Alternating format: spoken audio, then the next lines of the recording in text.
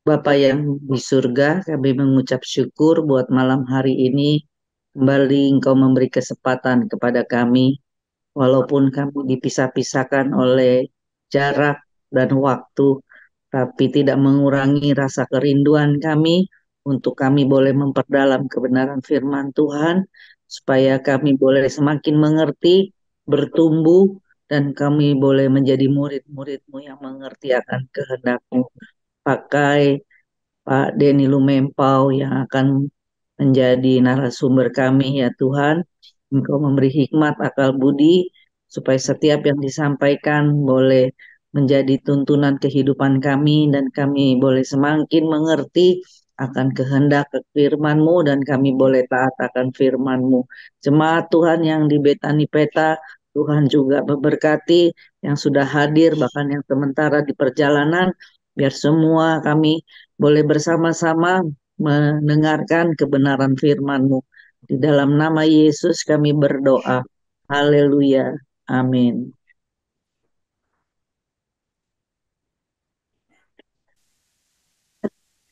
Haleluya puji Tuhan. Ada sebagai informasi saat ini mungkin peserta yang hadir dan sudah peserta yang sebelum bulan lalu, tapi ada beberapa yang tidak hadir tidak bisa berlawan bulan lalu. Dan sebagai informasi narasumber yang pada malam hari ini yaitu pendeta yang namanya Depo, Dr. Teologi, dan pelayanan sebagai kepala sidang di GPI Niago Purworejo, dosen tentang di SDT Cianjur, dan pengajar di beberapa sekolah Tuhan. Dan dalam jabatan organisasi Biro Pendidikan dan Pengajaran Kejaksaan Jawa Tengah, dan untuk tema beberapa Alkitab yaitu hermeneutik atau penafsiran, dan dalam hal ini metode belajar Alkitab bagian keempat dan lima sebagai lanjutan materi yang sebelumnya sudah kita pelajari bersama. Sementara juga ada waktu yang jawab dan masing-masing kita mencatat pertanyaan. Nanti setelah apa yang disampaikan akan dilaksanakan dan dijawab oleh narasumber. Baik, selamat malam Bapak Ibu Saudara semua.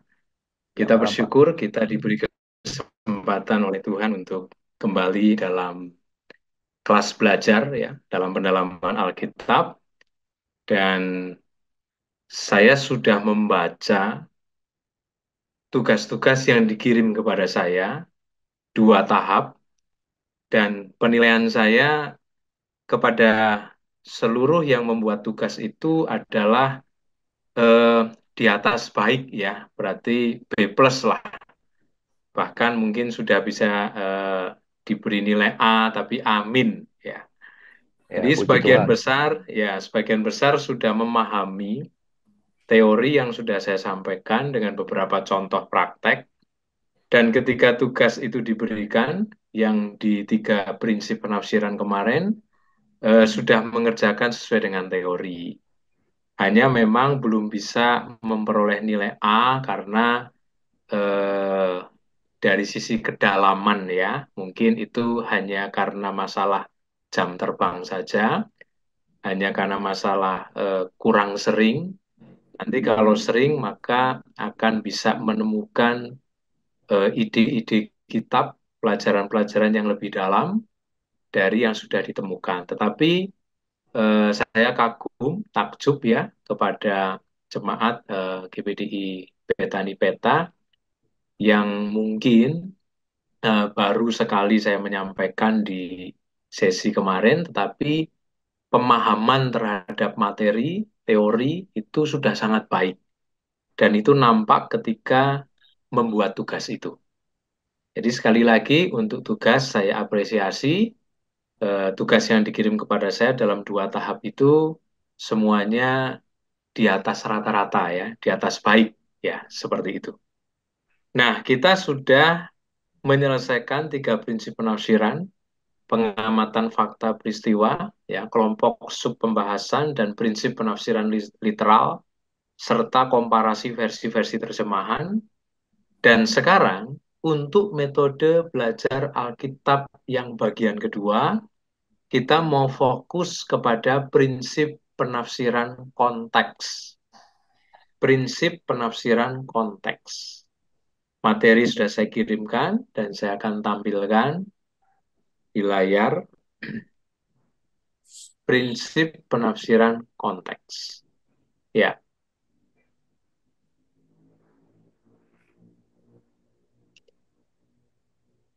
Nah, kita memang cuma belajar satu prinsip penafsiran, tetapi ternyata di dalamnya ada beberapa pembahasan. Ya. Yang pertama adalah prinsip penafsiran satu pasal. Ya, prinsip penafsiran satu pasal atau dimulai dengan satu perikop, ya, lalu paling banyak itu satu pasal. Tetapi memang ini perkecualian untuk Mazmur pasal 119. Mazmur pasal 119 itu, wow, setara dengan berapa belas, bahkan berapa puluh pasal itu. Nah, yang dimaksud di sini konteks satu perikop maksimal satu pasal dengan jumlah ayat-ayat yang ideal lah seperti itu. Nah, ini disebut dengan konteks dekat. Lalu kemudian ada yang disebut dengan konteks antar pasal, ya, konteks antar pasal, dan itu seringkali dikenal dengan konteks menengah hingga konteks jauh. Biasanya konteks antar pasal itu 2 sampai 5 pasal, tergantung kitabnya. Kalau kitabnya seperti Filipi gitu yang hanya 4 pasal, ya berarti ya 2 sampai 4 pasal itu, atau 2 sampai 3 pasal. Lalu kemudian nanti kita juga akan melihat konteks satu kitab. Kalau memang kitab itu pendek, ya, kitab itu tidak banyak jumlah pasalnya dan jumlah ayatnya. Baik, kita akan mulai terlebih dahulu membahas konteks dekat dulu. Satu perikop sampai dengan satu pasal. Lahan pengamatannya adalah satu perikop atau lebih dan maksimal satu pasal. Di Alkitab, khususnya terjemahan bahasa Indonesia, baik TB1, TB2, itu LAI memberi judul perikop. Jadi dari ayat tertentu, misalnya dari ayat 1 sampai ayat 11 misalnya, itu ada di dalam bingkai judul. Lalu kemudian ketika masuk ayat 12 sampai dengan ayat 20 misalnya, itu masuk ke bingkai judul kedua. Nah, kita mau fokus kepada prinsip penafsiran konteks dekat, yaitu satu perikop. Usahakan satu perikop dulu. Jangan sampai 2 perikop, apalagi satu pasal. Jadi usahakan kita menggali satu perikop dan kita menemukan kebenaran-kebenaran di situ. Kalau memang terpaksa harus melihat perikop lain, tidak masalah, tetapi masih dalam satu pasal, ya, dan maksimal satu pasal. Bisa saja dalam satu pasal itu 2 perikop, 3 perikop, ya. Kalaupun kita harus ke situ tidak masalah, tapi usahakan kita melatih itu satu perikop satu perikop. Ya, setelah satu perikop selesai, kita pelajari, kita amati, kita gali, kita dapat kebenaran-kebenaran, kita pindah ke perikop lain. Lalu kita pindah lagi ke perikop lain, tapi masih dalam satu pasal. Tetapi ketika kita menggali satu perikop dan membutuhkan data-data dari perikop lain, itu juga tidak menjadi masalah. Ya, jadi seperti itu. Ayat pokok merupakan bagian dari perikop atau pasal tersebut dan penjelasannya ada di dalamnya. Prinsip penafsiran konteks itu adalah Alkitab menjawab Alkitab, ya. Ayat menjawab ayat. Jadi kita bisa memulai dari satu ayat dalam satu perikop. Penjelasannya ada semua di satu perikop itu, berarti kita nggak perlu menyeberang ke perikop lain. Itulah yang tadi saya katakan, latihlah diri kita untuk mengamati berulang-ulang, mengamati secara cermat satu perikop. Terus kemudian kita tertarik kepada satu ayat dalam perikop itu. Nah, satu ayat itu dipahami, digali, dan ternyata jawaban-jawabannya ada di ayat-ayat lain dalam bingkai satu perikop itu. Ya. Nanti kalau saya berikan contohnya, pasti saudara akan lebih mudah memahaminya. Lalu kemudian penjelasan berikutnya berlaku untuk semua jenis firman. Firman yang dalam bentuk cerita, ya misalnya di kelompok kitab Pentateuch misalnya, lalu di kelompok kitab Injil-Injil, di kelompok kitab sejarah, yang bentuknya cerita lah. Lalu kemudian yang bentuknya doa, pujian, nasihat, itu semua bisa dipahami dengan prinsip penafsiran konteks ini, khususnya konteks dekat. Lalu kemudian wajib membaca cermat lahan pengamatan minimal 2 kali. Ya, jadi baca cermat, baca perlahan-lahan, satu perikop setelah selesai sampai bawah, baca lagi, ulang lagi dari atas.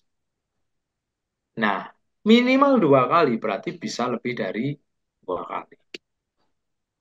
Sekarang kita masuk di contohnya. Kita ambil ayat di dalam Matius 19 ayat 30. Matius 19 ayat 30.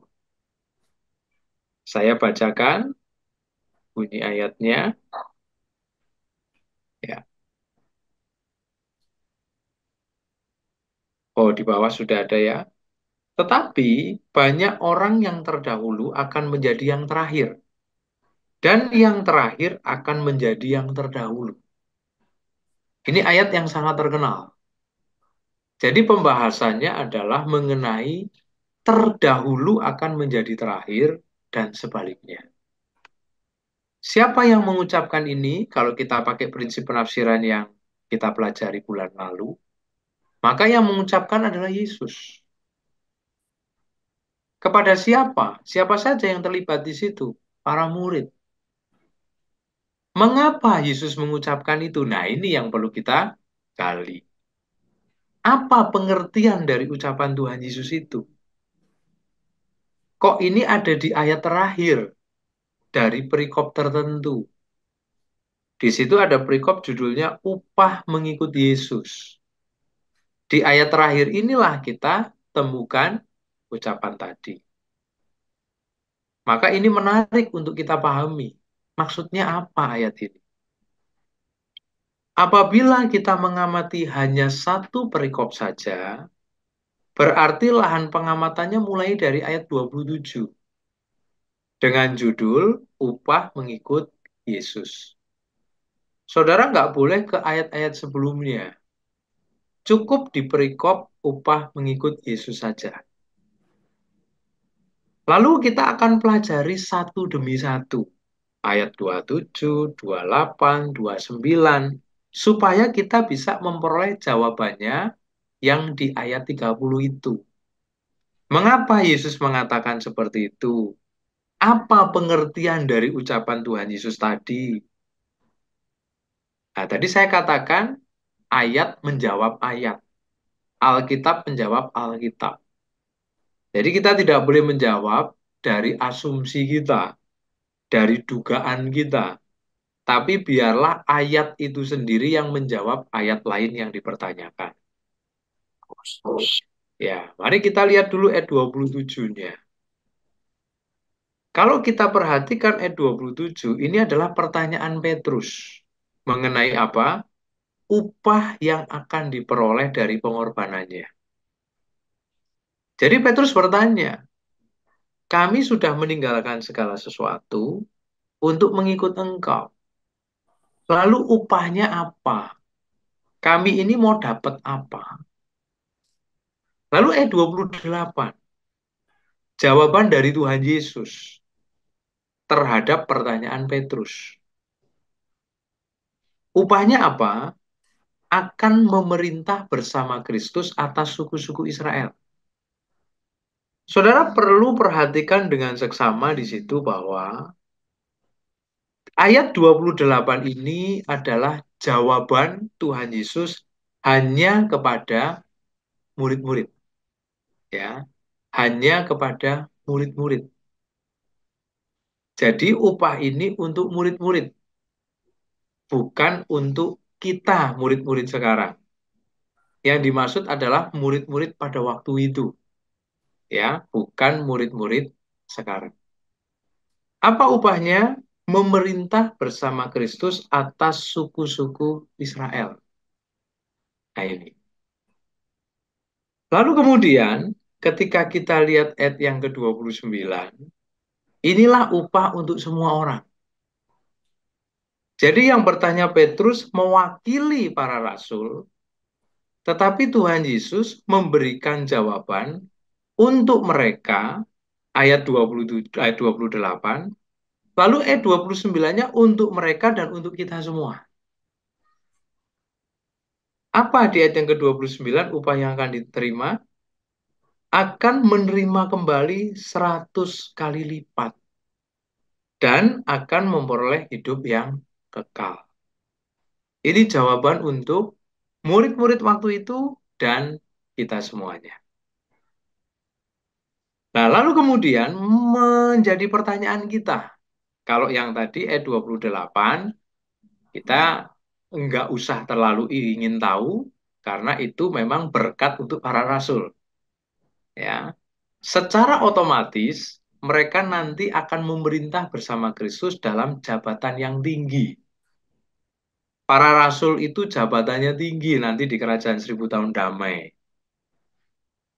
Ya, jadi kita nggak bisa cemburu, kita nggak bisa berkata Tuhan itu nggak adil, yaitu memang berkatnya para rasul. Dan kita tahu mereka mati syahid, ya, kecuali Rasul Yohanes itu mati tua. Nah, untuk ayat 29 ini kita boleh cari tahu, ya, apa yang dimaksud dengan akan memperoleh 100 kali lipat? Apakah kita ikut Yesus itu sudah berkorban 2000 lalu nanti akan dapat 200.000? 100 kali lipat. Apakah dengan saudara ikut Tuhan Yesus selalu sudah mengorbankan harta 100 juta dan nanti saudara akan terima 10 miliar? Ya, tentu saja yang dimaksud bukan matematis. Kalau yang dimaksud matematis, waduh, orang ikut Yesus motivasinya berkat. Tidak salah kita ikut Tuhan Yesus supaya diberkati, karena Tuhan sumber berkat. Tetapi kalau 100 kali lipat ini pengertiannya adalah matematis, bisa dipastikan sebagian orang ikut Tuhan Yesus ya karena berkat. Dan mereka berani berkorban besar karena akan mendapat 100 kali lipat. Ya. Terus kalau kita lihat di Injil-Injil lain, di situ dikatakan yang meninggalkan orang tuanya, meninggalkan rumahnya, meninggalkan istrinya akan mendapat 100 kali lipat. Wah, kan bahaya ini. Ya. Ikut Tuhan Yesus lalu dicerai sama istrinya karena istrinya agama lain. Lalu suami itu rela dicerai dan ikut Tuhan Yesus. Loh, nanti kan akan dapat 100 kali lipat. Nah, kalau ini artinya matematis, wah bahaya ini. Ya, berarti dia nanti akan dapat 100 istri itu sebagai gantinya. Ya, dan mungkin banyak laki-laki yang suka ini. Ya. Nah, ini yang seringkali didengungkan oleh beberapa gereja aliran karismatik. Ya, saya tidak boleh menyebut nama gerejanya. Ya, di YouTube ya pernah ada khotbah-khotbah yang seperti ini. Ya, akan dapat 30, 60, 100 kali lipat. Wah, orang berpikirnya apa? Matematis. Padahal sebenarnya itu metafora. Ya, dapat 100 kali lipat itu artinya kesempurnaan berkat. Jadi kita tidak hanya bisa makan minum, tapi kita dikasih sehat.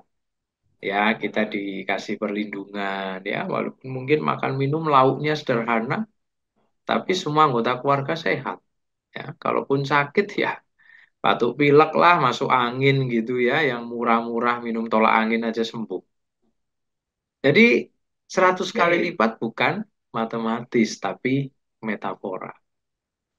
Nah, kita sudah tahu nih pengertian ayat 29. Kalau pengertian ayat 28, yaitu nanti di 1000 tahun damai ya. Itu khusus murid-murid ya, jabatannya tinggi ya. Kita gereja Tuhan juga jabatannya tinggi.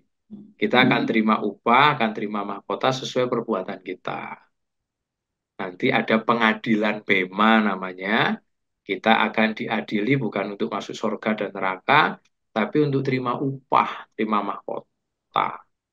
Itu ada doktrin GPDI, nanti waktu 75 hari di awan-awan, disitulah saatnya orang-orang percaya akan dapat upah, akan dapat mahkota. Kita pun nanti juga akan memperoleh kedudukan tinggi ya. Tetapi untuk para rasul sudah dipastikan mereka memiliki kedudukan yang tinggi. Nah, sekarang kita masuk ayat 30-nya. Semua janji berkat tersebut bersifat pasti. Namun yang belum pasti penerimanya.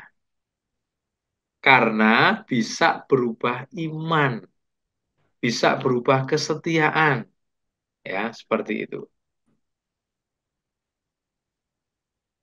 Nah, karena penerimanya itu bisa saja tidak pasti, maka Yesus mengingatkan, "Hei Petrus, kamu tidak salah untuk bertanya upah, dan aku akan memberikan jawaban. Tetapi yang terpenting itu bukan upah. Yang terpenting itu kesetiaan. Yang penting itu iman yang kuat sampai langkah terakhir. Karena nanti, ini nubuat Tuhan Yesus loh ya. Karena nanti yang terjadi adalah yang sudah terdahulu akan menjadi terakhir. Yang sudah terdepan akan macet, bahkan mungkin mundur.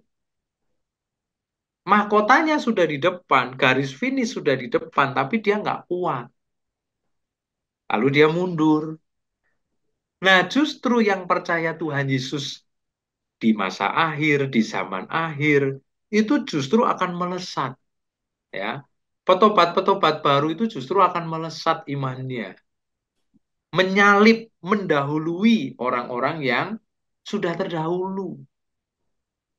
Nah, ucapan Tuhan Yesus ini digenapi jangka pendek. Siapa yang menggenapi? Yudas Iskariot. Siapa yang menggenapi? Petrus. Karena Petrus menyangkal Yesus 3 kali. Untung saja dia menyesal, bertobat, minta ampun. Dia tidak bunuh diri seperti Yudas. Ya. Nah, inilah pengertian yang terdahulu akan menjadi yang terakhir akan menjadi terdahulu.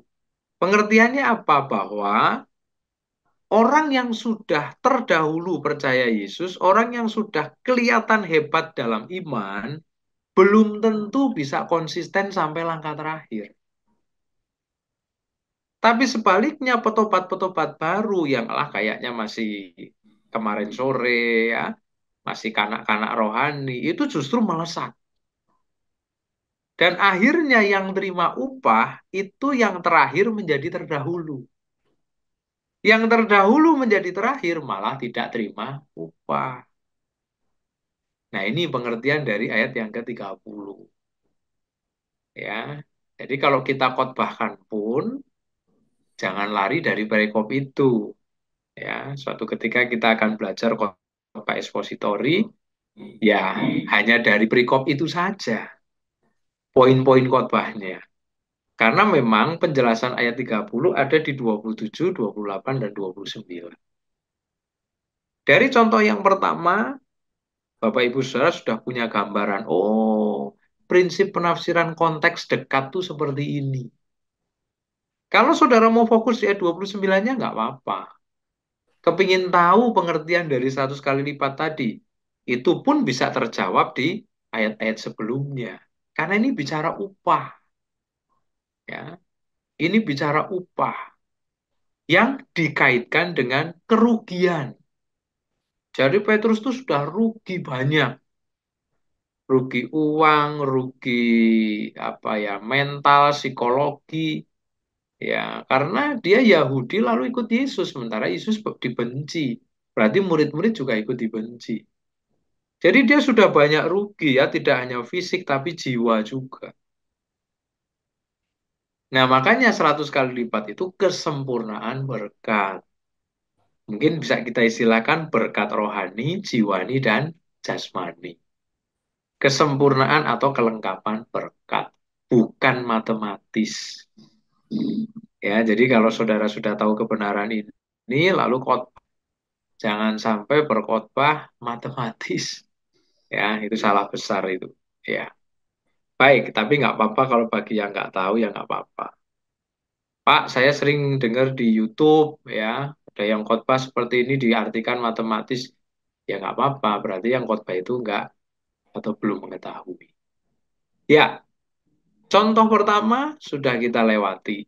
Sekarang kita melihat perikop sebelumnya. Prinsip penafsiran konteks dekat itu satu perikop atau lebih, tetapi dalam bingkai satu pasal. Tidak boleh ke pasal yang lain. Nah, jadi Matius 19 ayat 27 sampai 30 kita bisa melihat di perikop sebelumnya supaya kita bisa lebih memahami karena ternyata di perikop sebelumnya itu terhubung erat dengan perikop upah mengikut Yesus.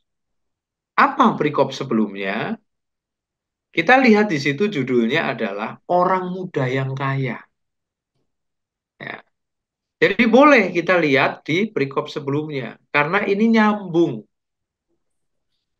dan kita bisa lihat di situ ada orang yang kaya, usianya masih muda, lalu kemudian dia tidak mau menjual harta miliknya untuk dibagikan ke orang-orang miskin.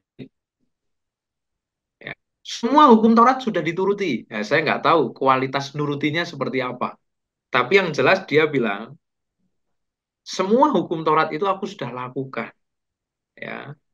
Bahkan sejak masa muda, suruh menghormati ayah ibu, jangan berzina, jangan mencuri. Itu semua sudah aku turuti, apalagi yang masih kurang. Jika engkau hendak sempurna, pergilah jualah segala milikmu dan berikanlah itu kepada orang-orang miskin. Maka engkau akan beroleh harta di sorga. Kemudian datanglah kemari dan ikutlah aku. Ini sebuah syarat yang berat bagi orang muda yang kaya itu. Lalu dia pulang, dia batal jadi muridnya Tuhan Yesus. Nah, para murid ini, wah, merasa sombong. Para murid ini merasa dia lebih dari pemuda itu. Oh, pemuda itu nggak lulus tes. Pemuda itu cinta harta. Pemuda itu nggak mau rugi materi. Nah, kami-kami ini sudah rugi materi, Tuhan. Ya. Terus kami ini nanti mau dapat apa? Ya. Jadi kalau kita lihat dari perikop sebelumnya, maka pertanyaan Petrus itu terkandung perasaan jumawa di situ ya. Terkandung perasaan yang merasa lebih dari orang muda itu. Saya dan teman-teman lebih baik dari orang muda itu. Ya, karena kami meninggalkan Danau Galilea, ya, meninggalkan pekerjaan nelayan. Kami ikut Yesus, kami ikut Engkau. Lah kami ini mau dapat apa? Kami ini lebih baik loh dari dia. Nah, jadi ada tambahan pengertian di situ. Berarti pertanyaannya disertai rasa lebih hebat dari orang muda yang kaya itu. Lalu Yesus jawab, Yesus tetap sabar, Yesus tetap memberi jawab. Tapi ayat terakhirnya itu yang membuat syok. Wah, upahnya hebat-hebat ya. Tapi ternyata belum pasti. Ya, kami ini dapat dua upah loh, ayat 28 dan 29. Kalau saya dan saudara hanya dapat upah ayat 29. Ya. Memerintah bersama Yesus atas 12 suku Israel itu haknya para rasul. Bahkan GBDI mengakui 24 tua-tua itu 12 rasul gereja mula-mula dan 12 rasul akhir zaman. Itu haknya para rasul. Ya. Nah, jadi mereka sudah dapat dua upah, seneng banget itu. Tapi belum pasti. Kenapa belum pasti? Yaitu iman bisa merosot. Nah, pesan terbaik buat kita, pelajaran terbaik buat kita, kalau sekarang kita dalam kondisi rohani yang bagus, iman bagus, jangan lengah. Ya. Karena hari ini kuat, belum tentu bulan depan. Ya. Minggu ini baik-baik dan sesuai firman, belum tentu minggu depan. Nah ini, karena Yesus sudah mengucapkan itu. Ya. Sekarang kita lihat contoh lain, supaya lebih jelas lagi, apa yang dimaksud dengan prinsip penafsiran konteks dekat. 1 Korintus 3 ayat 16 sampai 17. Ya, 1 Korintus 3 ayat 16 sampai 17. Tidak tahukah kamu bahwa kamu adalah bait Allah dan bahwa roh Allah diam di dalam kamu? Jika ada orang yang membinasakan bait Allah, maka Allah akan membinasakan dia. Sebab bait Allah adalah kudus dan bait Allah itu ialah kamu. Apa yang dimaksud dengan membinasakan bait Allah? Ini bentuk ayat nasihat. Ya, jadi model ayatnya ini nasihat. Kalau yang tadi yang di Matius itu cerita. Kalau ini nasihat. Seringkali, saudara, ya mungkin sekarang sudah nggak sering ya, tapi masih banyak yang mengartikan membinasakan bait Allah itu merusak tubuh. Ya, minum-minuman keras, narkoba, dan yang sering saya dengar adalah merokok.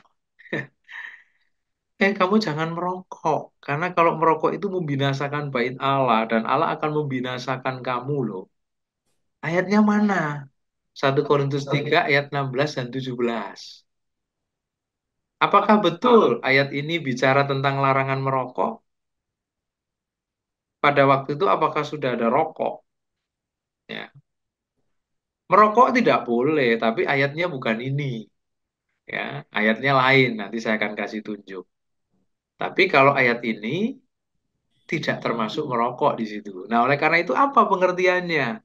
Mari kita lihat dulu ayat 10. Kita lihat dalam ayat pertama di perikop dasar dan bangunan. Ayat pertama di perikop dasar dan bangunan adalah ayat yang ke-10. Ya.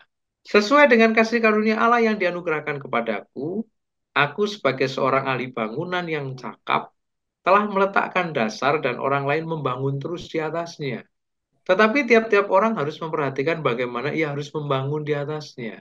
Karena tidak ada seorang pun yang dapat meletakkan dasar lain daripada dasar yang telah diletakkan, yaitu Yesus Kristus. Entahkah orang membangun di atas dasar ini dengan emas, perak, batu permata, kayu, rumput kering, atau jerami, sekali kelak pekerjaan masing-masing orang akan nampak. Karena hari Tuhan akan menyatakannya sebab ia akan nampak dengan api, dan bagaimana pekerjaan masing-masing orang akan diuji oleh api itu. Jika pekerjaannya dibangun seorang tahun uji, ia akan mendapat upah. Jika pekerjaannya terbakar, ia akan menderita kerugian. Tetapi ia sendiri akan diselamatkan, tetapi seperti dari dalam api. Nah, jawabannya di situ, saudara. Pada ayat yang ke-10, Rasul Paulus mengumpamakan jemaat itu seperti bangunan. Jemaat itu seperti bait Allah, di mana ia sebagai ahli bangunan telah meletakkan dasar yaitu Kristus. Lalu tukang-tukang bangunan lain itu membangun di atasnya. Ya. Tukang-tukang bangunan lain membangun di atasnya. Bapak Ibu Saudara, saya minta waktu 1 menit. Mohon maaf, ini saya akan pasang baterai charger sebentar.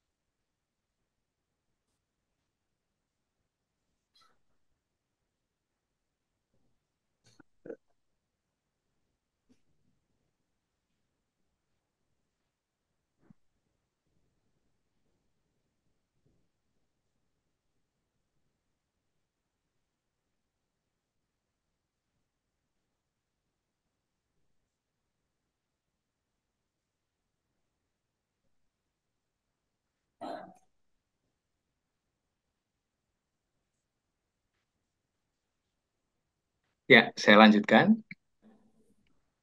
Pada ayat yang ke-10, Rasul Paulus mengumpamakan jemaat sebagai bangunan atau sebagai bait Allah, di mana ia sendiri sebagai ahli bangunan telah meletakkan dasar yaitu Kristus.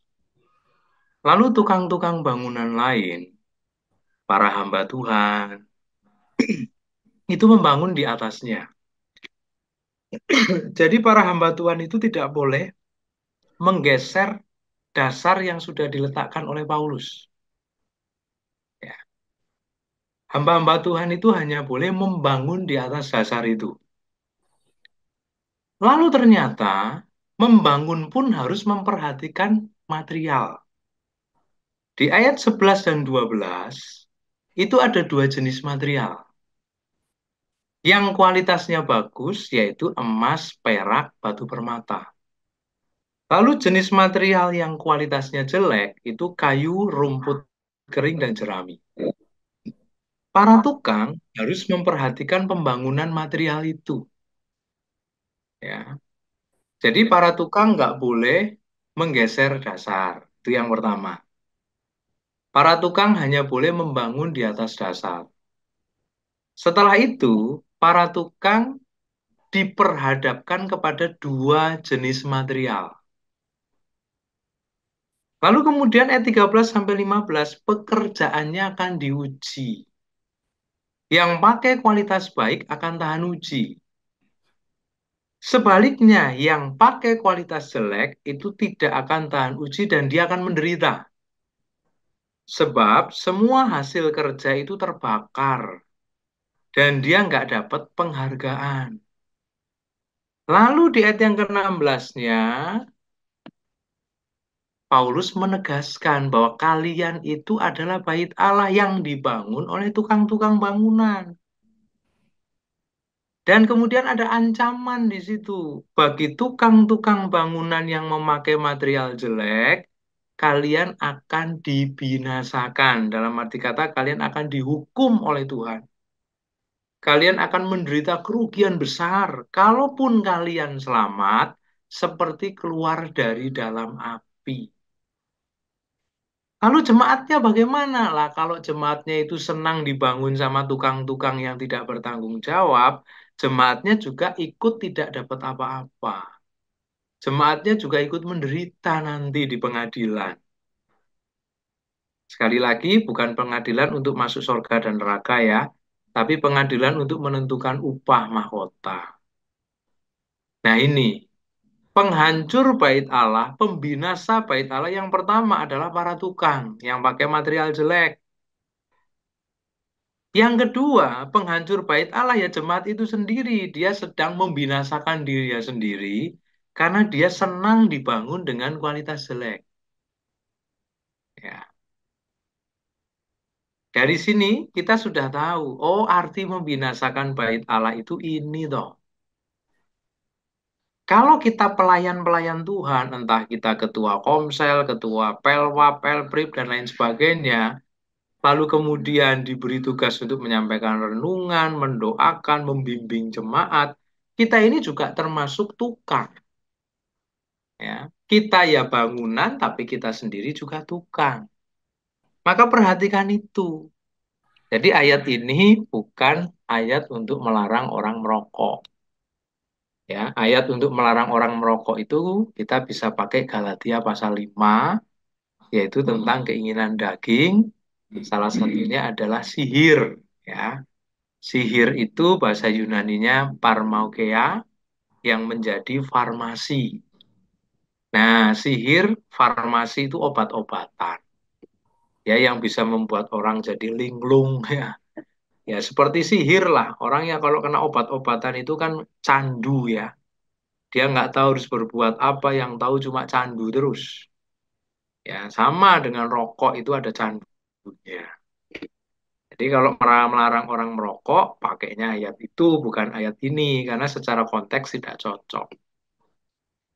Nah, lalu kemudian, kalau kita sudah mendapatkan jawabannya, berarti cukup hanya satu perikop. Ya. Tapi ternyata Muncul pertanyaan baru di situ. Apa yang dimaksud dengan membangun dengan kualitas rendah? Pak, saya sebagai pelayan, saya kepingin membangun dengan kualitas bagus. Pak, saya sebagai jemaat, saya ingin dibangun dengan material bagus. Apa pengertiannya? Bagaimana saya tahu bahwa saya pakai material bagus? Bagaimana saya tahu kalau saya ini sedang dibangun oleh pelayan Tuhan dengan material bagus?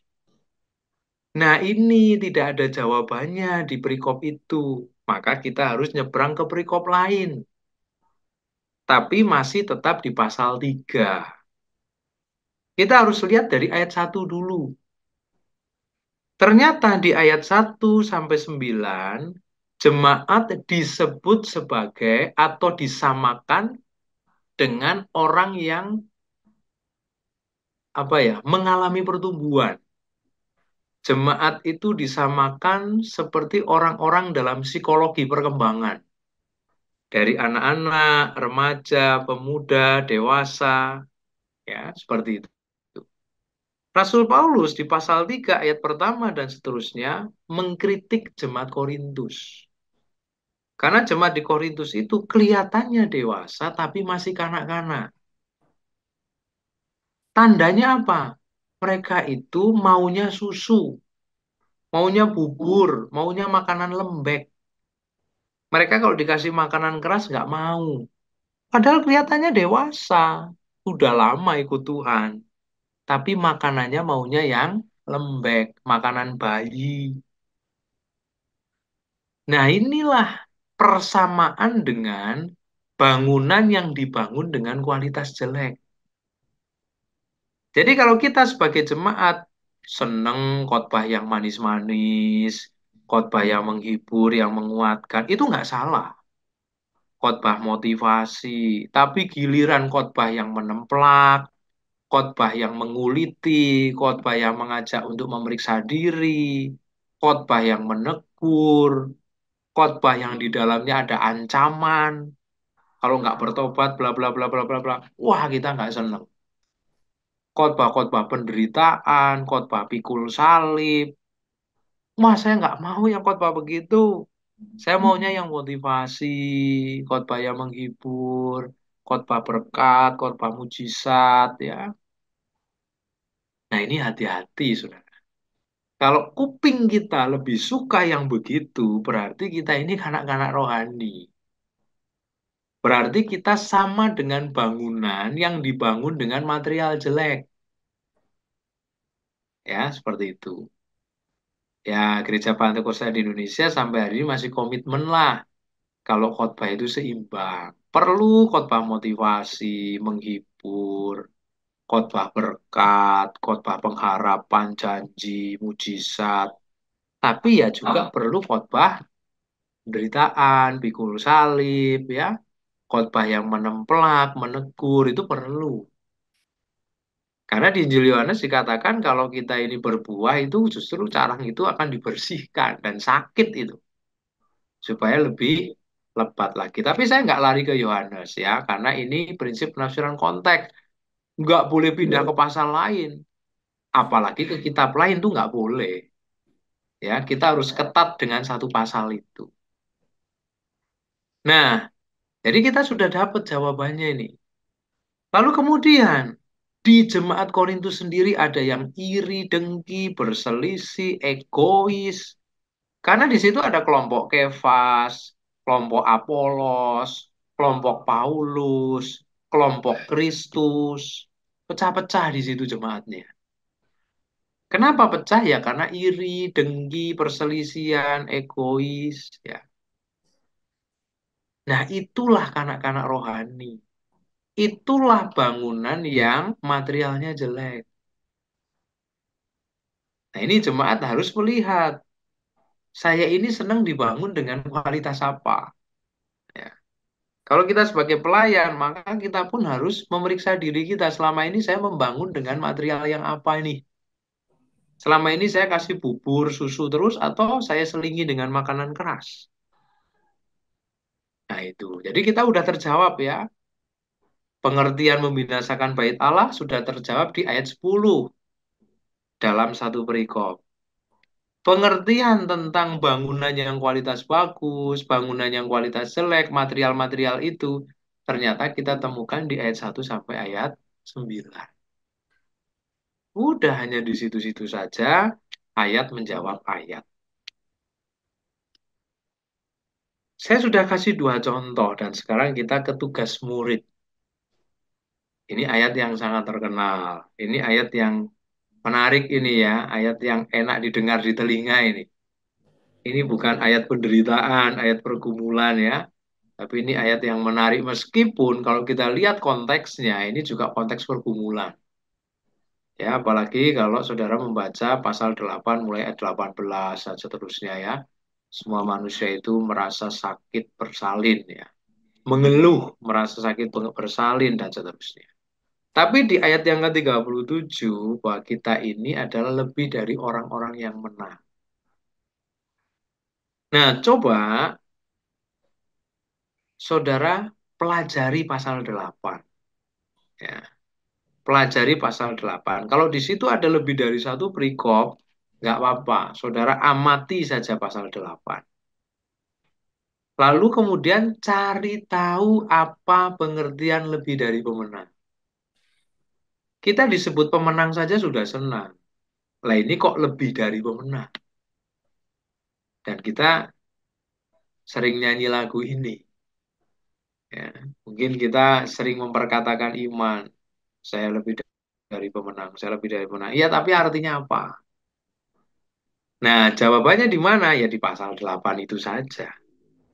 Langkah-langkahnya, baca cermat pasal 8 minimal 2 kali. Wah, dirasa kurang. Saya mau baca sampai 5 kali, silahkan. Ya. Kenali dan daftarkan poin-poin yang menjelaskan pertanyaan di atas. Apa yang dimaksud lebih dari pemenang? Saya kasih clue-nya. Semua ada di pasal 8. Tinggal kita cermat atau tidak. Ya, kalau saudara cermat, Roh Kudus memberi iluminasi, pasti kita akan temukan itu. Kenali, daftarkan, ambil kertas kosong, daftarkan poin-poin yang menjelaskan pertanyaan di atas.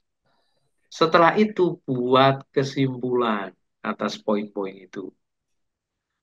Itulah jawaban dari apa pengertian lebih dari pemenang. Jelas ya? Jadi tugas murid untuk konteks dekat Roma 8 ayat yang ke-37. Sekarang kita berpindah ke konteks antar pasal. Biasanya 2 sampai 5 pasal, tergantung jumlah pasal dalam kitab itu. Kalau itu misalnya Timotius ya sampai 6 pasal misalnya ya. 1 Timotius. Oh ya, berarti ini bisa berlaku nih ya. Kalau 2 sampai 6 pasal, kalau lebih dari 5 pasal itu berarti sudah konteks jauh. Sekali lagi, kalau misalnya kitab-kitab pendek seperti Filipi, Kolose, Titus, ya itu tidak berlaku ini ya. Kalau Titus bisa lah, ya bisa karena lebih dari satu pasal. Tapi kalau Filemon itu nggak bisa dengan prinsip penafsiran ini. Karena Filemon itu cuma satu pasal. Surat Yudas cuma satu pasal. Kitab Obaja cuma satu pasal. Jadi kalau yang cuma satu pasal, itu hanya bisa di konteks dekat. Yang lebih dari satu pasal sampai 5 pasal, itu konteks menengah. Atau seringkali disilakan konteks antar pasal. Lahan pengamatan adalah lebih dari satu pasal, biasanya 2 sampai 5 pasal. Tergantung banyaknya pasal dalam kitab tersebut. Ayat pokok merupakan bagian rangkaian pasal yang telah ditetapkan tersebut. Saya mau mengamati 2 pasal, tapi ayat pokoknya saya mau ambil di pasal yang keberapa, terserah saudara. Misalnya kita mengamati pasal 1 dan pasal 2. Ayat pokoknya saya mau ambilnya yang dari pasal 1, silakan. Ayat pokoknya saya mau ambil dari pasal 2, silakan. Penjelasannya ya hanya di dua pasal itu, tidak boleh lebih. Tapi karena konteks menengah ini batasnya sampai 5 pasal, maka silakan saudara ulik itu 5 yang. Jadi tidak boleh ayat pokok itu 5 pasal ya. Wah, itu kalau khotbah 45 menit, baca ayatnya saja sudah 20 menit, ya udah pendek waktu khotbahnya ya. Jadi ayat pokok itu 1 ayat, 2 ayat, ya 5 ayat lah, itu sudah banyak menurut saya. Ya. Penjelasan terhadap ayat pokok tidak terdapat dalam pasal yang menaunginya, sehingga harus melihat pasal lainnya. Misalnya dari pasal 1, ayat pokoknya saya ambil dari pasal 1. Jawabannya harus ke pasal 2, harus ke pasal 3. Nah, itulah yang dimaksud dengan konteks menengah, ya. Konteks ayat antar pasal. Nah, ini berlaku juga untuk semua jenis firman. Yang cerita, doa, pujian, nasihat, itu semua berlaku. Sekarang kita lihat contohnya, ya. Amsal 2 ayat 1 sampai 5. Hai anakku, ya, lalu kemudian dan menyimpan perintahku di dalam hatimu, sehingga telingamu memperhatikan hikmat dan engkau mencenderungkan hatimu kepada kepandaian. Ya, jikalau engkau berseru kepada pengertian dan menunjukkan suaramu kepada kepandaian. Jikalau engkau mencarinya seperti mencari perak, ya, dan mengejarnya seperti mengejar harta terpendam, maka engkau akan memperoleh pengertian tentang takut akan Tuhan dan pengenalan akan Allah. Ya. Kita membaca 5 pasal itu, maka ada kalimat yang menarik di situ. Nasihat mengikuti bimbingan dari Bapak, ini berarti ditujukan kepada anak. Serta usaha untuk memperoleh hikmat akan menghasilkan 2, ini yang saya cetak tebal. Yang pertama, takut akan Tuhan, dan yang kedua, memperoleh pengenalan akan Dia. Ini hasil. Kalau ikut nasihat, ikut bimbingan, berusaha memperoleh hikmat, maka hasilnya ada 2. Kan Tuhan.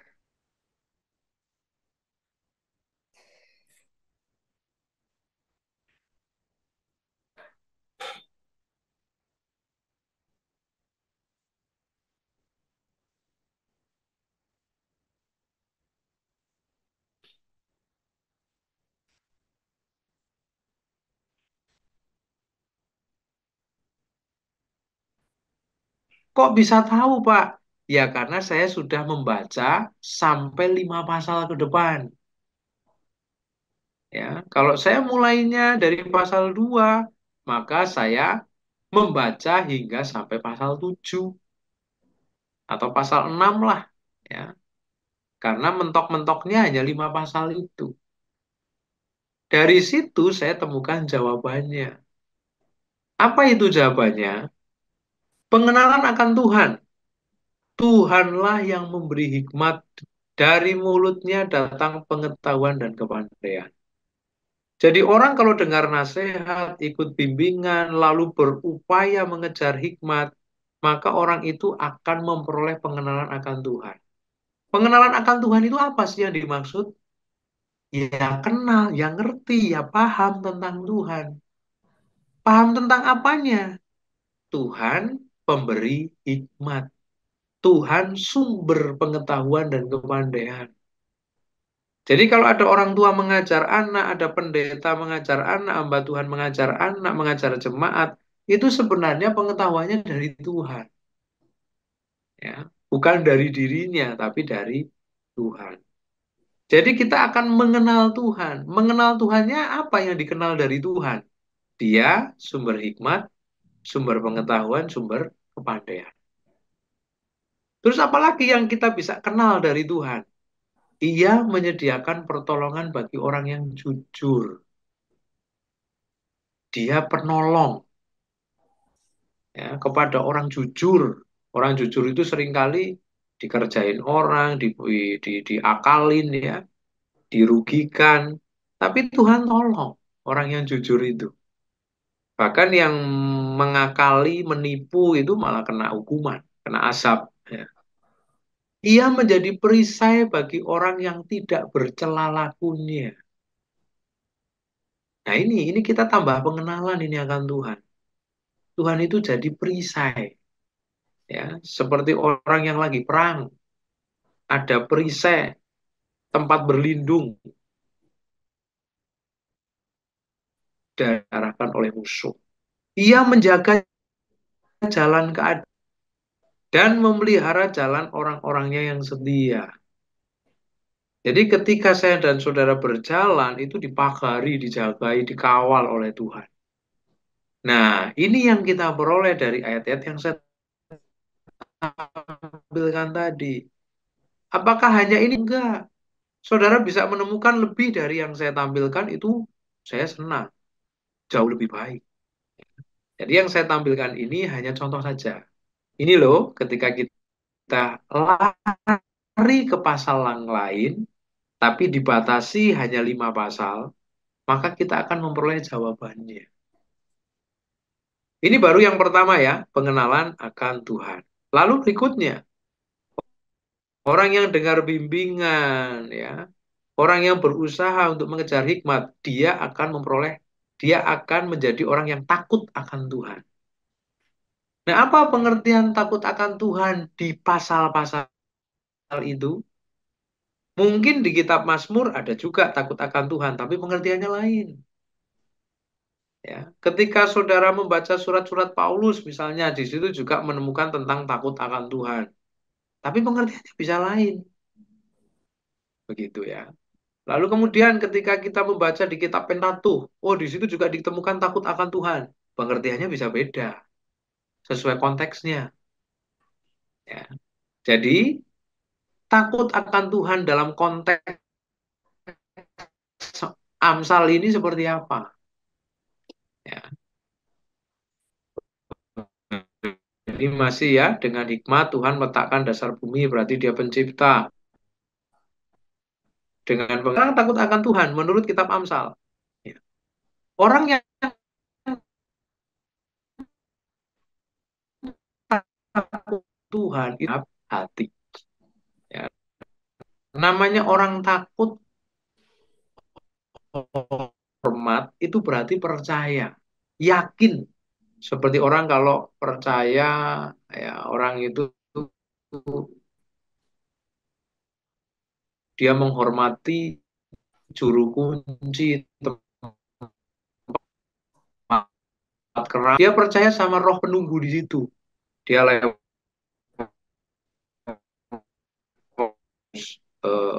bermisi dulu. Jadi itulah wujud dari orang itu takut kepada penguasa di situ. Kalau orang itu takut berarti dia percaya bahwa roh itu punya kuasa.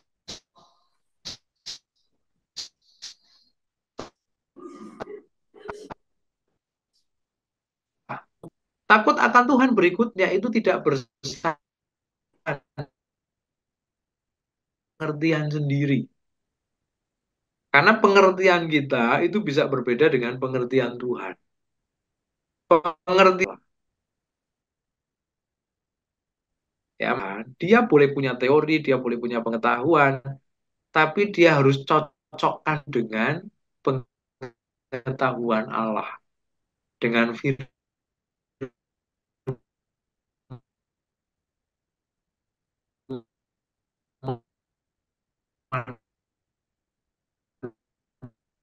Allah. Tidak sampai saya berbohong untuk kebaikan itu gak apa-apa.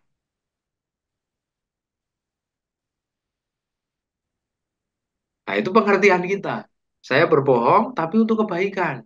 Ah, tapi saya mau lihat firman dulu ah. Ya, firman berkata jangan bersaksi dusta. Nah, Tapi firman juga menunjukkan ada Rahab yang berbohong di situ, tapi berbohong untuk kebaikan. Wah, bingung. Apa ini ya pengertiannya ya? Boleh nggak ya saya bohong untuk kebaikan ya? Ha, coba digali di situ. Setelah ditemukan kebenarannya, oh berarti pengertian saya selama ini salah. Bohong itu memang tidak boleh. Nah, seperti itu ya. Bohong itu tidak boleh, tetapi jujur 100% kita nggak perlu ceritakan ya. Jujur 100%, polos 100% itu juga tidak wajib. Tapi bohong juga tidak boleh. Nah, ini contoh-contoh, Saudara. Orang yang takut akan Tuhan, dia tidak mengedepankan teorinya sendiri. Dia tidak mengedepankan pengetahuannya, pendapatnya sendiri. Tapi dia akan lihat firman Tuhan.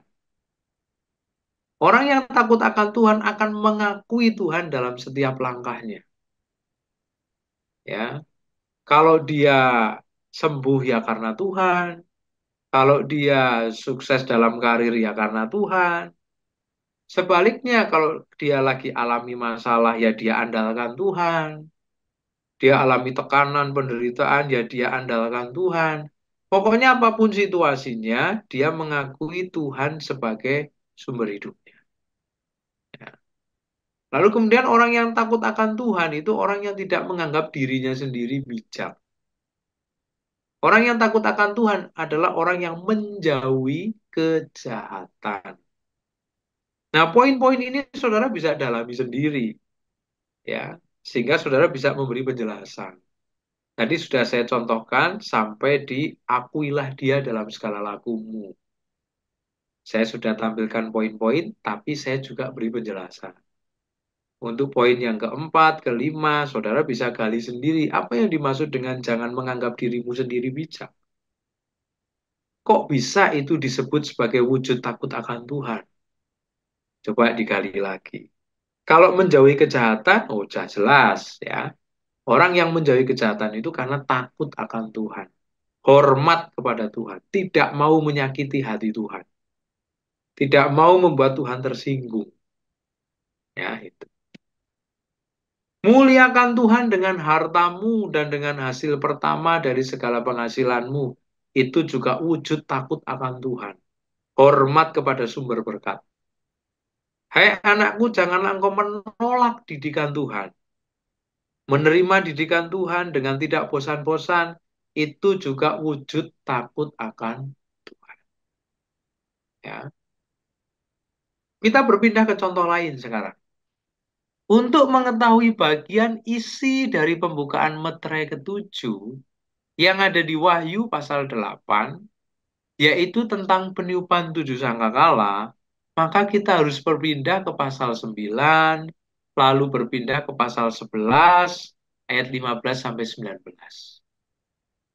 Inilah contoh dari prinsip penafsiran konteks antar pasal. Jawabannya tidak ada di satu pasal. Jawabannya harus berpindah ke pasal lain, maksimal 5 pasal. Sekarang coba kita akan lihat. Meterai yang ketujuh itu isinya macam-macam. Salah satunya peniupan tujuh sangkakala. Sangkakala satu itu apa, dua itu apa, tiga itu apa, sampai sangkakala ketujuh. Ya. Dan di situ tidak ada penjelasannya. Di pasal 8 tidak ada. Saudara harus ke pasal lain. Pasal 8 ada hanya sampai dengan sangkakala keempat. Ya.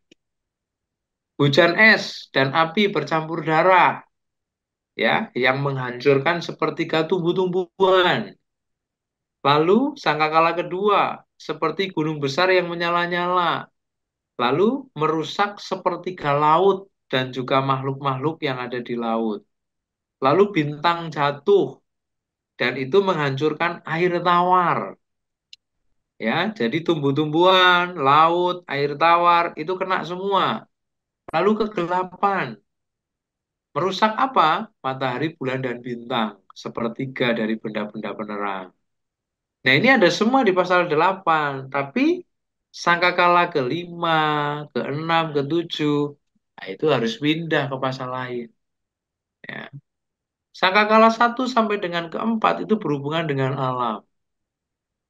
Lalu ada suara burung nasar yang mengumumkan masih ada 3 celaka lagi. Nah, malapetaka itu ada di sangkakala 5, 6, dan 7. Adanya di mana? Pasal 9. Serbuan roh-roh jurang maut bagaikan belalang ganas. Lalu sangkakala ke-6 ketika ditiup, pasukan tempur berjumlah 200 juta orang yang mendekati, yang berasal dari dekat sungai Efrat lalu membunuh sepertiga penduduk dunia. Ya. Lalu kemudian sangkakala yang ketujuh itu penuntasan hukuman Allah. Isinya sangkakala ketujuh itu apa? 7 cawan murka. Nah ini ya. Jadi sampai di sini kita sudah ketemu penjelasan sangkakala 1 sampai sangkakala ke-7. Dia harus berpindah pasal. Lalu kemudian kalau sudah bertanya lagi, apa isi 7 cawan murka? Ya harus berpindah ke pasal-pasal lain lagi. Ya, seperti itu. Baik, kita berpindah ke contoh lain lagi. Ya, jadi saya berikan 3 contoh. Tadi di Amsal, lalu di Kitab Wahyu, lalu sekarang di Korintus, yaitu tentang karunia berbahasa roh dan karunia menafsirkan bahasa roh itu. Untuk mengetahui penggunaan karunia berbahasa roh serta menafsir yang disampaikan oleh Paulus dalam 1 Korintus 12 ayat 10, maka harus melihat pasal 14. Ya. Karunia berbahasa roh untuk kepentingan jemaat harus diikuti dengan menafsir. Jika tidak ada yang menafsir, maka semua harus berdiam diri. Ya, ini. Kalau tidak ada yang menafsir, maka harus berdiam diri. Bahasa roh yang demikian digunakan huruf R kecil dan bertujuan untuk membangun diri sendiri. Contoh yang ketiga ini kita mau cari tahu perbedaan antara karunia berbahasa roh R besar dengan berbahasa roh R kecil. Oh itu sama Pak? Enggak, beda. Ya. Di 1 Korintus 12 itu hanya disebut ada karunia berbahasa roh dan ada menafsir. Ya. Tapi di pasal 14 ada penjelasannya. Mau nggak mau kita harus berpindah ke pasal 14. Itulah konteks antar pasal. Soalnya orang akan mencari tahu kalau seandainya ada yang berbahasa roh tapi tidak ada yang menafsir itu gimana Pak? Di pasal 12 nggak ada jawabannya. Harus ke pasal lain. Apa pengertian karunia berbahasa roh di pasal 12? Ya karunia yang dikerjakan oleh Roh Kudus untuk kepentingan bersama, untuk jemaat. Ya. Untuk kepentingan bersama, untuk jemaat.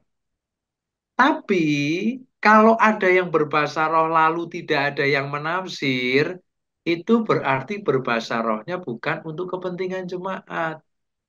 Itu untuk diri sendiri. Ya.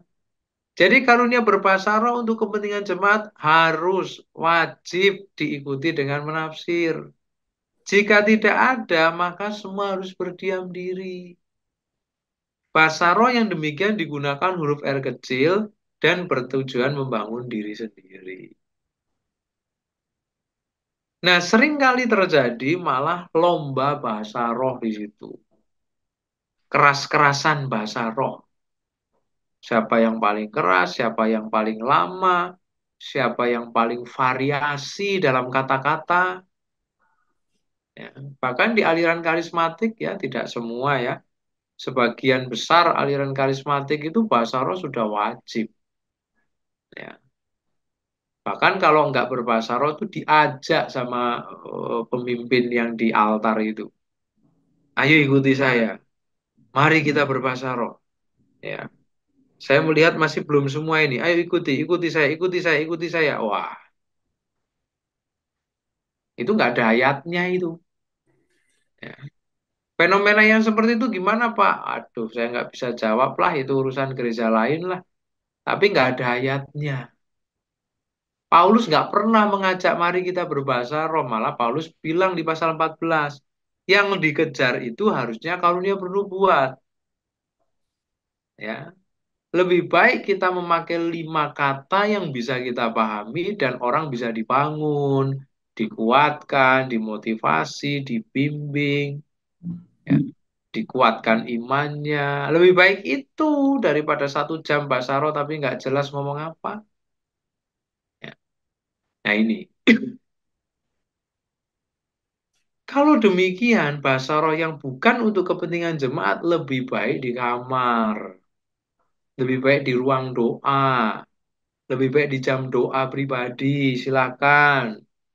Ya, mau doa sehari 2 jam, 3 jam, penyembahannya 1 jam, bahasa rohnya 1 jam, pokok-pokok doanya 1 jam, silakan. Jadi totalnya 3 jam. Itu untuk membangun diri, bukan di pertemuan jemaah. Ya, tapi kan yang terjadi seperti itu, Pak. Gimana ya sudah.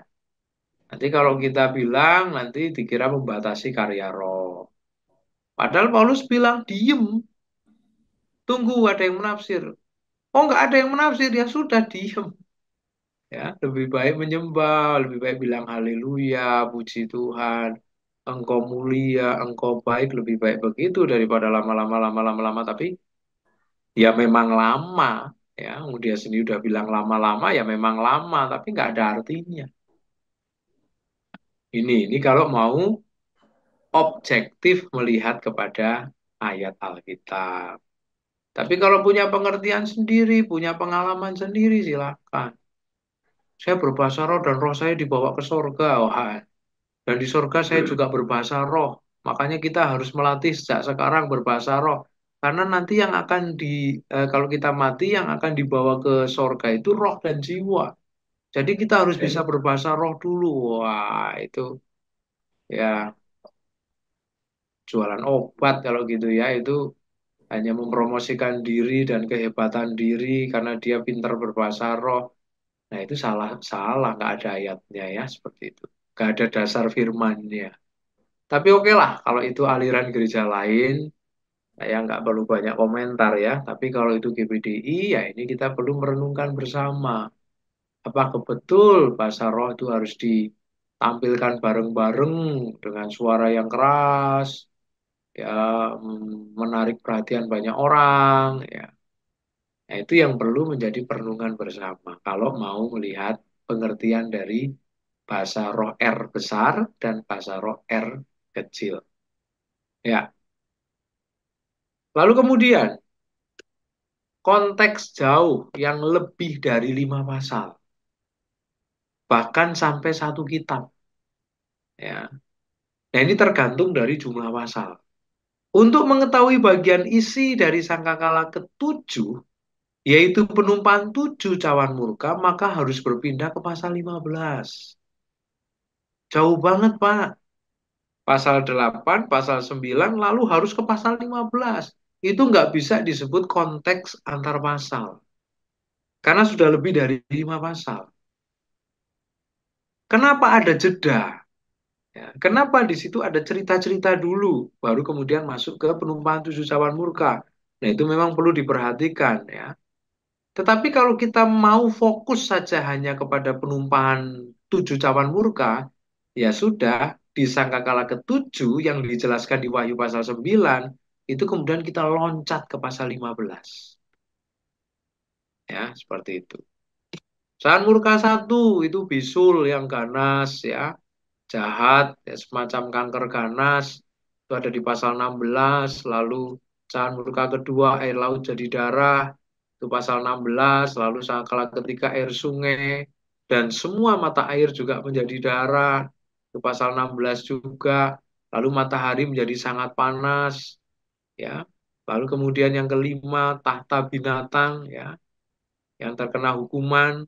Lalu kemudian ini sepertinya saya salah ya, pasal 16 ini Wahyu 16. Sungai Efrat menjadi kering, menjadi jalan-jalan bagi raja-raja dari timur untuk perang Harmagedon. Lalu caan murka ketujuh itu penghancuran dan malapetaka di segala tempat. Ya, mau tidak mau harus berpindah ke pasal 15 sampai pasal 16.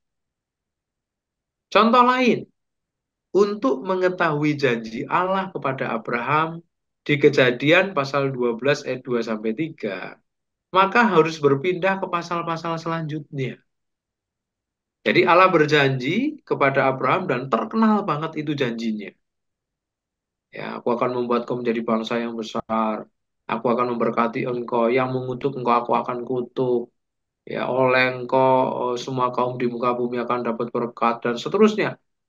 Itu ayat yang sangat menarik. Tapi wujudnya seperti apa? Ya, apakah janji itu masih berkelanjutan dan terwujud? Jawabannya nggak ada di pasal 12. Maka harus berpindah ke pasal-pasal selanjutnya.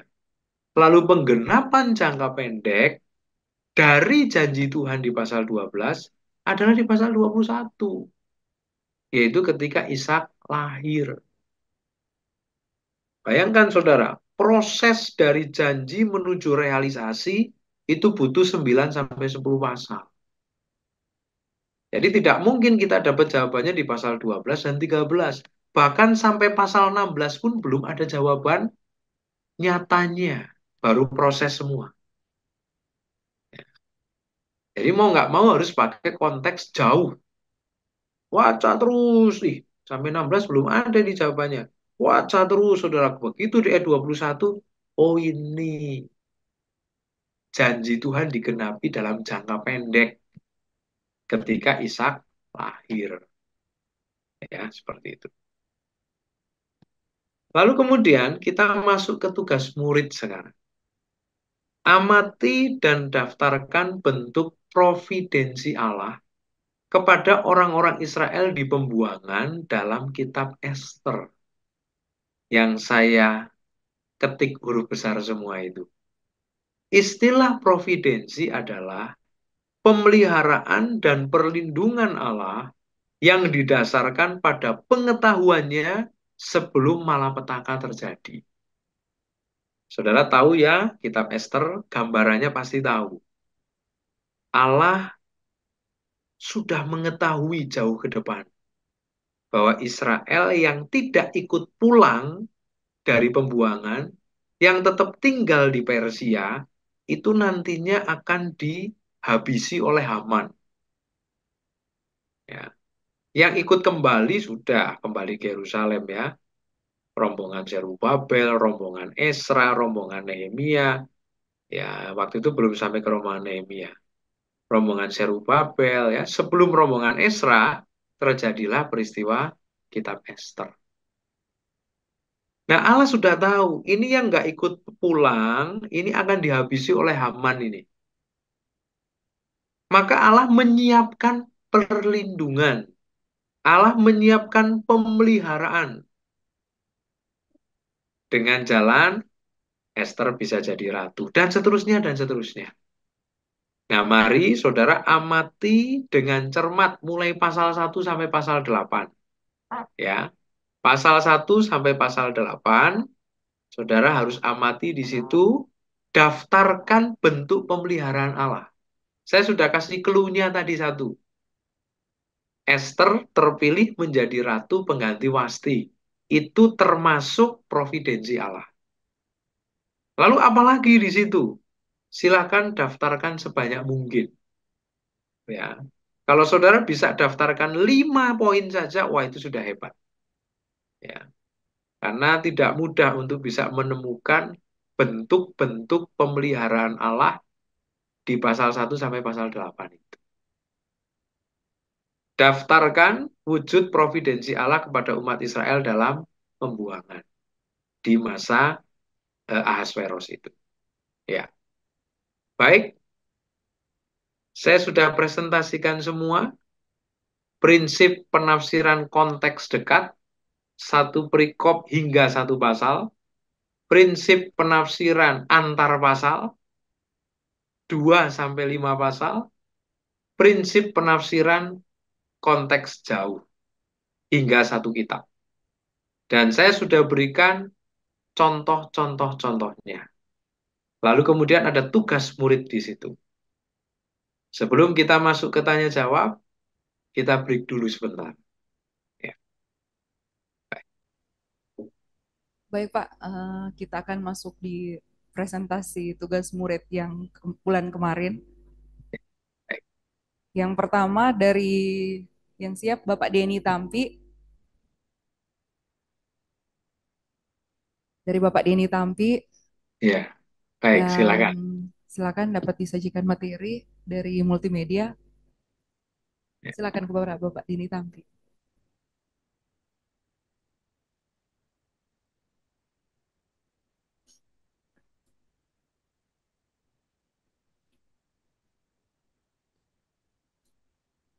Terima kasih. Saya menyampaikan tugas yang diberikan. Eh, yang pertama, tugas yang pertama yaitu mempelajari tentang Yesus berjalan di atas air, yaitu di dalam Injil Matius pasal 14 ayat 22 hingga ayat 23. Di sini kan yang metode yang pertama mengenai 5W dan 1H. Dan yang pertama, siapa? Di sini Yesus ada ia, nya, aku. Dan ada juga siapa di situ, ada murid-murid, orang banyak yang seperti yang dicontoh yang lalu mereka, saya lupa catat sini. Dan yang kedua, mengapa? Karena Yesus karena Yesus melihat perahu murid-muridnya sedang diombang-ambingkan oleh angin sakal, sehingga Yesus harus berjalan di atas air.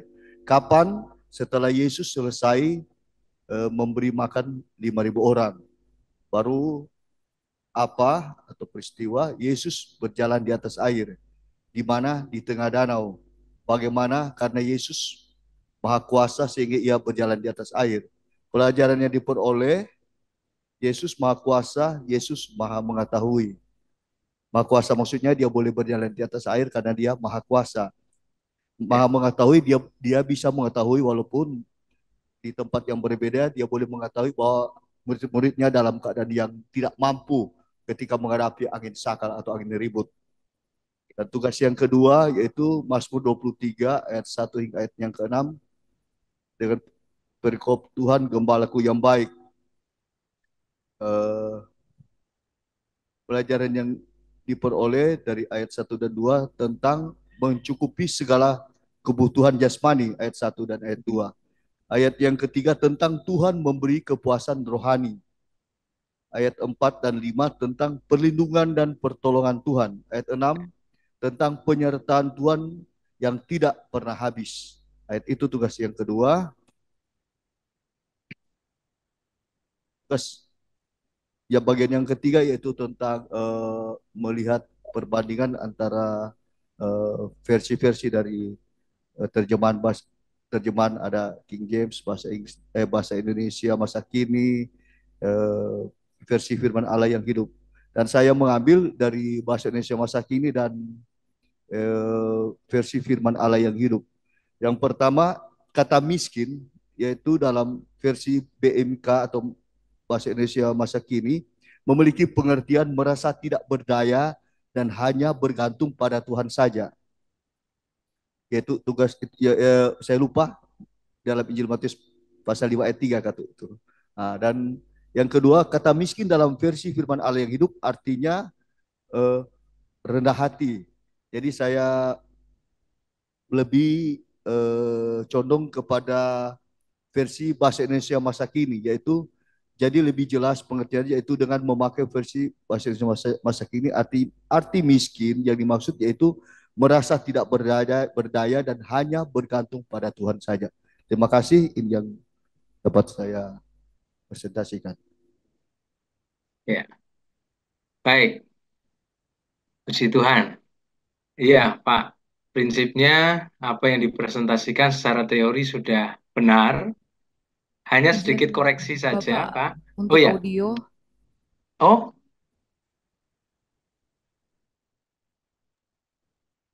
iya ya, sudah terdengar? Sudah terdengar ya? Saya dengar. Saya bisa dengar. Ya, ya, ya. Sudah terdengar yang di apa Betani, GPDI Betani Peta? Maaf Pak, audio masih. Oh, Mungkin audio di sana. Saya bisa dengar jelas. Bentar, saya telepon. ya, ya, baik. Ya, Kabel jack di belakang. Maaf Pak, ya. ada. Sudah terdengar? Sudah? Sudah siap, sudah. Oke, ya, baik. Ya, terima kasih. Luar biasa dari Pak Denny Tampi, presentasinya 3 tugas dikerjakan semua dan sesuai teori. Hanya koreksi saja Pak, sedikit. Tadi yang Matius pasal 14, yang Yesus berjalan di atas air, yang kapan itu, when. Nah, itu lebih tepatnya adalah tengah malam ya, tengah malam menjelang pagi. Tapi kalau ditulis setelah memberi makan 5.000 orang, nah itu berarti sudah masuk kepada prinsip penafsiran konteks ya, karena apa? Itu ada di perikop di atasnya. Ya, sesudah itu Yesus segera memerintahkan murid-murid, itu berarti sesudah memberi makan 5.000 orang. Itu berarti menggunakan prinsip penafsiran konteks. Kalau menggunakan prinsip penafsiran pengamatan fakta peristiwa, kapan itu adalah menjelang malam atau pada malam hari ya, pada tengah malam. Itu saja koreksinya, Pak. Tapi tidak salah ketika Bapak menulis setelah memberi makan 5.000 orang. Itu tidak salah. Ya, karena memang secara konteks seperti itu. Tapi karena prinsip penafsiran yang kita pakai adalah pengamatan fakta peristiwa, maka yang lebih tepat adalah tengah malam. Ya, itu aja, Pak. Baik Pak, kita akan masuk ke tugas murid yang kedua yang akan dipresentasikan oleh Ibu Lindawati Korompis.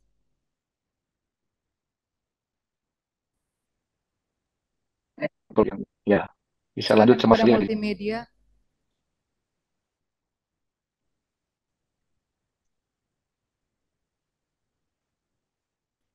Terima kasih buat kesempatan. Saya akan mempresentasikan tugas yang diberikan bulan yang lalu. Dengan menggunakan 3 metode. Yang pertama metode 5W dan plus 1H. Who itu menunjukkan siapa. Siapa itu di sini dalam cerita Yesus berjalan di atas air Yesus. Yesus digunakan dengan katanya, ia, dia, mu, aku, engkau, anak Allah. Kemudian murid-murid menunjukkan Petrus dan kawan-kawan. Orang banyak mereka, mereka itu yang pada cerita sebelumnya 5.000 orang. Yesus suruh pulang karena sudah selesai mendengarkan firman Tuhan. Orang banyak juga menunjukkan murid-murid Tuhan Yesus. Kemudian ada Petrus. Petrus di situ juga menggunakan kata ia, dia, dan engkau dengan huruf kecil. Kemudian what, apa, kejadian apa yang terjadi, seperti judul Yesus berjalan di atas air. Mengapa? Mengapa hal itu bisa terjadi? Karena Yesus berjalan di atas air karena waktu itu Yesus melihat murid-murid dalam keadaan susah mendayung, terjadi angin sakal sehingga mereka ketakutan dan Yesus menolong mereka. Di mana? Di Danau Galilea menuju ke Betsaida. Di Matius ini tidak menunjukkan ke Betsaida, tapi di Markus menceritakan mereka menuju ke Betsaida. Kapan? Ketika waktu tengah malam, ketika kurang lebih pukul jam 3 pagi. Bagaimana? Bagaimana hal itu bisa terjadi? Mujizat yang terjadi ketika Yesus melihat murid-murid diombang-ambingkan gelombang angin sakal, seperti masalah dalam kehidupan kita, Yesus menolong mereka dan mereka melihat Yesus berjalan di atas air sehingga Yesus berkata, tenang, aku menunjukkan pribadi Yesus yang menenangkan mereka bahwa aku yang akan menolong engkau, aku yang akan memegang tangan engkau, jangan takut. Dan angin angin reda, laut pun tenang. Kemudian metode yang kedua dengan memisahkan pada Mazmur, memisahkan tiap ayat, pengertian dari tiap ayat. Di sini saya pisahkan menjadi dua, pada ayat 1 sampai 4 dan 5 dan 6. 1 sampai 4 ini menceritakan tentang tugas seorang gembala, maunya gembala, keinginan gembala seperti apa kepada domba-dombanya. Ayat yang pertama, Yesus Tuhan mau dalam setiap keadaan maupun kekurangan kita, Dia akan selalu ada memampukan kita. Dia akan, pada ayat yang kedua, Dia akan membaringkan kita di rumput yang hijau. Tidak ada seorang gembala mau membaringkan, mau membawa murid-murid atau domba-dombanya ke tanah yang gersang, rumput yang gersang yang tidak hijau tentunya. Dan di air yang bergelombang tidak mungkin, karena domba akan terbawa arus, tapi dia akan bawa di tempat yang tenang, yang menyejukkan, yang menyegarkan jiwa mereka. Yang ayat ketiga, sekalipun dalam lembah kekelaman, sekalipun dalam masalah persoalan apapun, Yesus menjamin Dia Allah yang setia, yang tidak akan meninggalkan kita. Dia akan selalu menemani kita. Ayat yang keempat, gada dan tongkat akan menghibur dan menjauhkan engkau dari yang jahat. Di mana gada, suatu senjata yang digunakan untuk memukul hewan-hewan, binatang-binatang yang mau memakan domba tersebut. Dan tongkat punya seperti tanda tanya gitu untuk menarik domba-dombanya. Kalau domba sudah agak melenceng, agak keluar dari kumpulan-kumpulan domba, akan ditarik kembali ke kumpulannya yang semula. Kemudian pada ayat yang kelima dan enam, itu adalah menunjukkan bukti nyata gembala Tuhan yang baik kepada domba-dombanya yang setia. Tentu kepada anak-anak yang dengan degaran, tentu akan diberkati jasmani dan rohani Tuhan. Urapan Tuhan akan diberikan kepada setiap orang yang duduk di kaki Tuhan, yang mau selalu tinggal dalam rumah Tuhan seumur hidup. Kemudian tugas yang ketiga, mengartikan kata miskin dari versi yang lain. Di sini saya mengambil versi yang baru dari BIMK, Bahasa Indonesia Masa Kini. Di situ dinyatakan bahwa miskin dalam arti tak berdaya dan hanya bergantung kepada Tuhan. Dalam keadaan lemah, dalam keadaan sesak, tertekan, tidak bisa berbuat apa-apa, hanya berharap pada Tuhan. Satu-satunya yang percaya, satu-satunya yang kuharapkan, satu-satunya yang kuandalkan, satu-satunya penolongku yang setia. Aku bangga Tuhan memiliki engkau. Setiap mulut akan memuji Tuhan dan setiap lutut akan berlutut ketika mereka terjadi mujizat dalam kehidupan kita. Haleluya.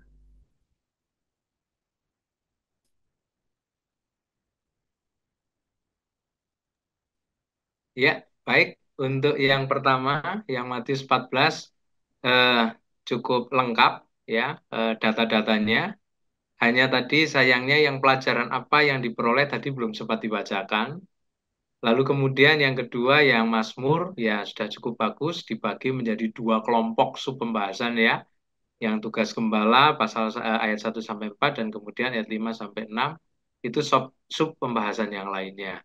Lalu kemudian yang ketiga ini komparasi versi-versi terjemahan. Jadi tidak boleh hanya satu dari BIMK saja.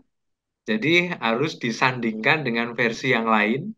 Seperti contohnya tadi Pak Tampi tadi. Walaupun akhirnya memilih BIMK. Tapi paling tidak harus ada versi lain yang disandingkan dengan BIMK itu. Ya, itu saja sedikit masukannya. Ya.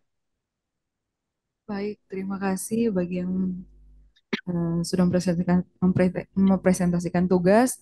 Dan kita masuk ke ruang tanya jawab. Bagi Bapak Ibu yang akan bertanya kepada pemateri kita, dipersilakan.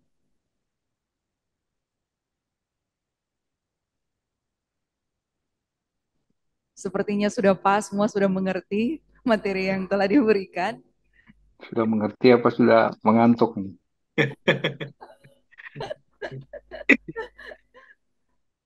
Sepertinya sudah mengantuk semua. Eh, Eh, ini sepertinya bobotnya lebih berat ya dari yang bulan lalu.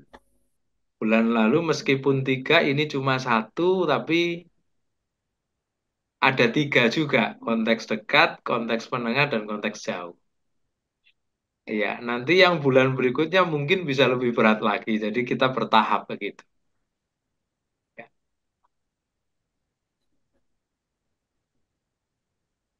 Jangan lupa tugas-tugasnya dikerjakan juga.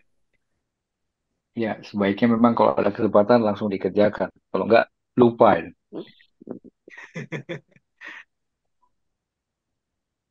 Ada Oke, yang mau Jane, ditanyakan? Ya. Ya. mungkin demikian, Pak. Ada pertanyaan di sini. Mari maju ke depan Ya. yang akan bertanya.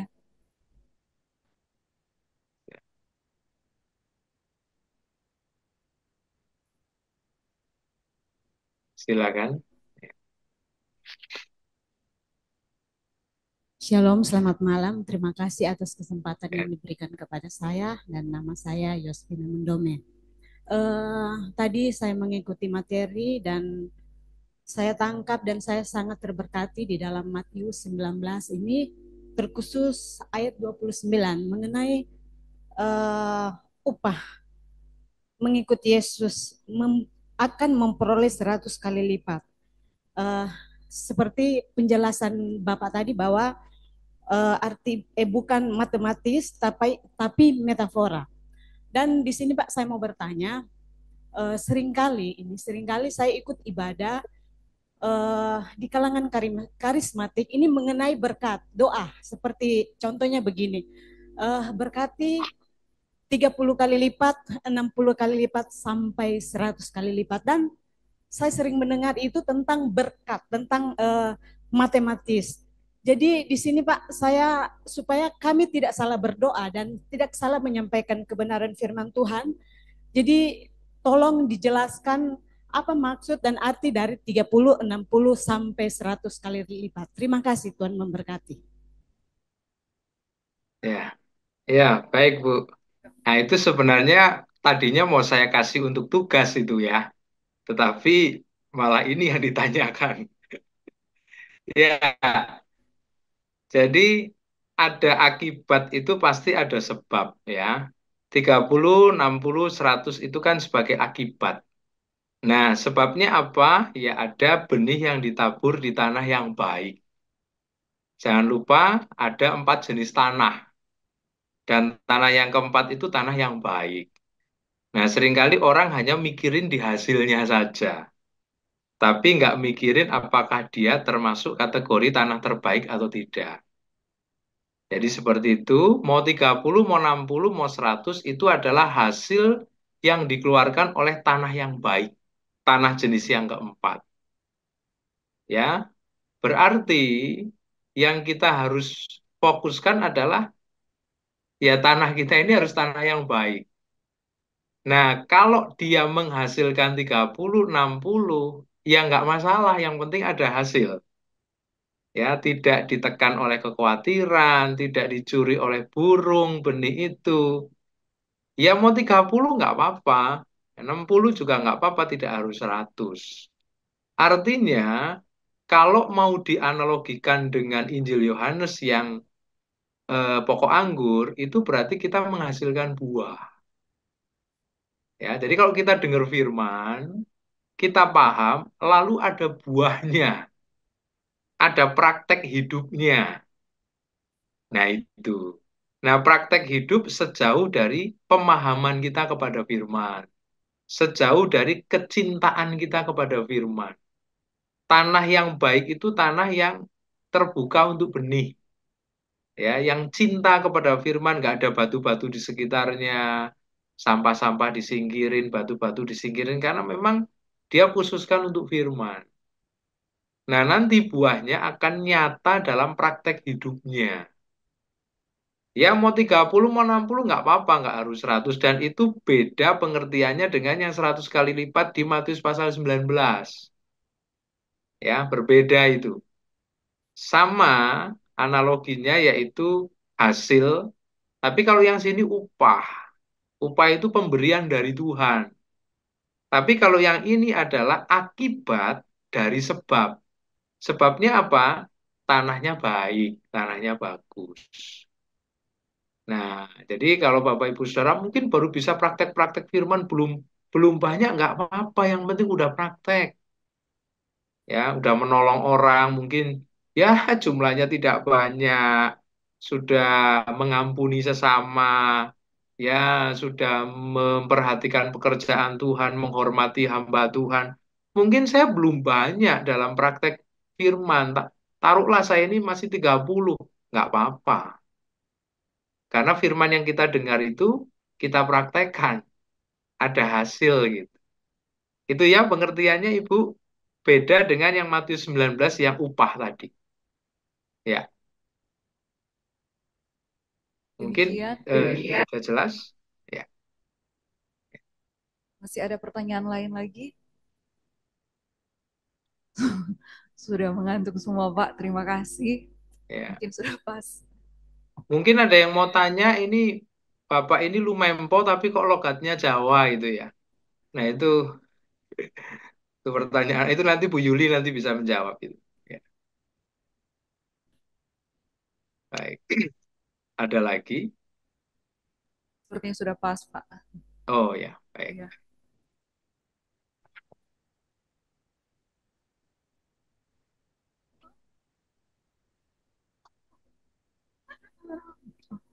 Ibu Mimi dari Siau, jelas mau tanya. Ini ada pertanyaan, apa kabar kata Ibu Mimi dari Bapak Cao? Oh ya, baik, baik. Puji Tuhan. Ini Eh, Salam kenal, Bu. Ya, Iya, Pak. ya. mungkin kameranya ditutup malah. Ini. Oke, ya, mungkin demikian iya. acara pendalaman kita pada malam hari ini. Mewakili Bapak Gembala dan Ibu Gembala, mengucapkan banyak terima kasih kepada Bapak Denny yang sudah menyampaikan materi PA pada malam hari ini. Juga kepada Bapak Ibu yang sudah mempresentasikan tugas, kepada Bapak Denny Tampi, juga kepada Ibu Linda, juga kepada Ibu Yosefin yang sudah menyampaikan pertanyaan, dan seluruh kehadiran seluruh peserta pendalaman Alkitab pada malam hari ini. Tuhan Yesus memberkati semua, dan diharapkan kehadiran juga di acara pendalaman Alkitab berikut. Dan kita akan tutup acara kita pada malam hari ini, minta kesediaan dari Bapak Hani Chandra untuk berdoa.